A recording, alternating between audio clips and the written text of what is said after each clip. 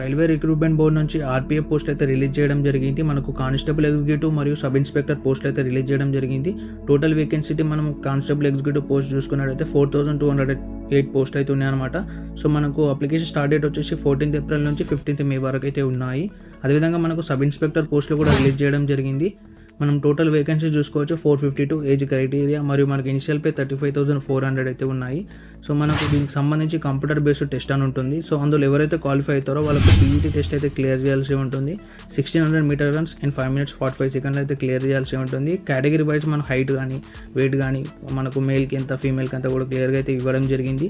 So ఇవైతే clear చేయాల్సి ఉంటుంది. సో వన్స్ ఇది క్లియర్ చేసిన తర్వాత మనకి సో అప్లికేషన్ సంబంధించి మనకు ఫీ పేమెంట్ అనేది 500 ఉంటుంది. సో ఎవరైతే ఎస్సీ ఎస్టీ ఫీమేల్ క్యాండిడేట్స్ ఉంటారో 250 ఉంటుంది అనమాట. ఇది మనకు రిఫండబుల్ అన్నమాట. మన బ్యాంక్ అకౌంట్ డీటెయిల్స్ అయితే ఇవ్వాల్సి ఉంటుంది. సో మనం కేటగిరీ వైజ్ చూసుకోవచ్చు ఎవరికి ఎంత పోస్టులు ఇచ్చారని చెప్పేసి ఎస్సీ ఎస్టీకి ఫీమేల్కి మేల్కి.